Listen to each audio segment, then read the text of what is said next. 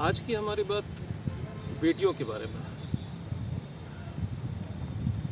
बेटियां किसी के भी घर में पैदा हो सकती हैं। हो सकता है वो किसी हिंदू के घर की हो या मुसलमान के घर की हो या किसी सिख के घर की या किसी ईसाई, पारसी, यहूदी, कोई भी हो,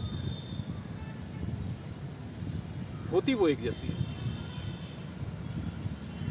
तो आज इन्हीं सब बेटियों में से मैं खास करके वो बेटियां जो मुस्लिम परिवारों में पैदा होती हैं उनसे बात करना है।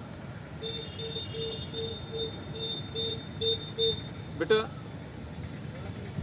आप लोग एक ऐसी विचारधारा में पैदा हुए हैं जहाँ पे औरत हमेशा दूसरे दर्जे में आती है। आपके जो अधिकार हैं वो शादी से पहले तो थोड़े बहुत ठीक भी होते हैं, लेकिन शादी के बाद आपके अधिकारों में बहुत ज़्यादा गिरावट आती है, जिसे आप मजहब कहते हैं। उसमें औरत ऑफिशियली उसको मर्द के आधा बताया गया है। संपत्ति का बंटवारा हो या गवाही में उसकी एक, जिसको हम कहते हैं वज़न, उसकी बात का, ये सब आधे हैं।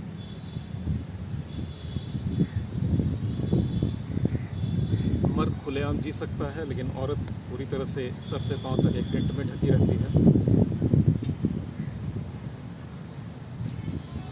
ऐसी ऐसी कुप्रथाएं जिनको सुन के, उसके बारे में सोच के, उसकी विभत्सता का पता चलता है कि इससे गंदा कुछ हो नहीं सकता। ऐसी कुप्रथाएं जैसे कि हलाला। आज भले भारत में इसके लिए कानून बना है, लेकिन ये जो भी समाज इसको कर रहा था उसके बारे में सोचकर ये वो इतना गंदा और गलीज महसूस होता है कि कैसे किसी एक औरत को सिर्फ एक तलाक देने के बाद उसको, ठीक है, एक ही औरत किसी एक आदमी की, ठीक है, पहले बीवी बनती है, उसके बाद माँ बन जाती है। हलाला का उसके अपने पिता से उसकी शादी के बाद वही औरत बाद में फिर से हलाला होता है तो उसकी भाभी बन जाती है। तो वो क्या है, एक डमरू की तरह इधर उधर सब बजाते रहते हैं उसको। क्या है एक औरत की औकात?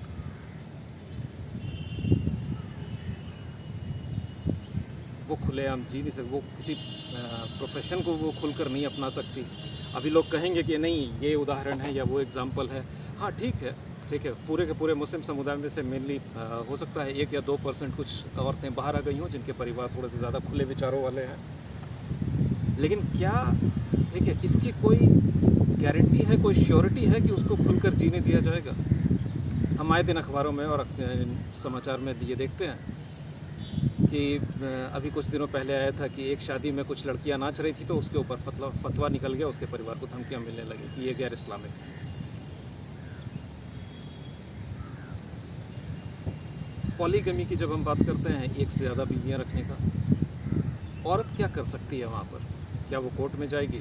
अभी यूसीसी की बात हो रही है, लेकिन क्या वो यूसीसी आने के बाद भी 100% उसका पालन होगा? 3 तलाक या तलाक़ बिद्दत जिसको कहते हैं, उसके ऊपर कानून आ गया, लेकिन वो कानून आने के बाद भी क्या वो रुक गया? नहीं, अभी भी केसेस आ रहे हैं उसके।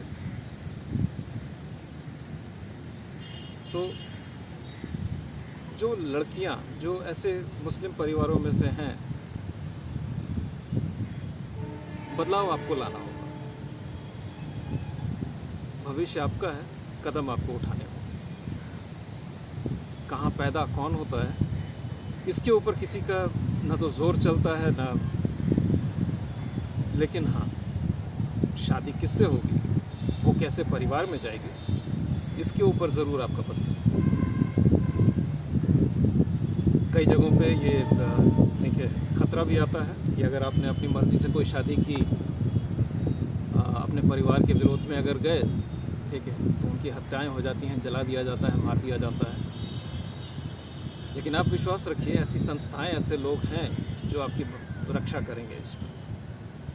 तो जितने भी मुस्लिम लड़कियां हैं, अपनी ज़िंदगी को आप बेहतर बनाइए बेटा, खुल कर जिए, नाचिए, गाइए, अपने मन का प्रोफेशन चुनिए।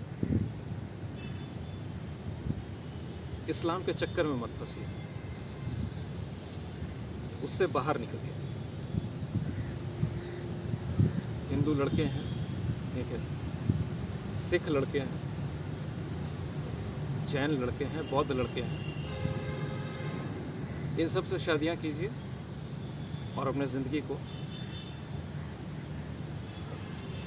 एक खुलापन, एक आज़ादी और बेहतर भविष्य की तरफ आप लेके जाइए, ताकि आपकी आने वाली पीढ़ियाँ जो हैं वो भी एक खुले विचारों के साथ अपने जीवन का निर्माण करें, न कि जिहाद और ठीक है मजहबी उन्माद में ठीक है खुद को भी बर्बाद करें और इस समाज को, इस देश को भी बर्बाद करें।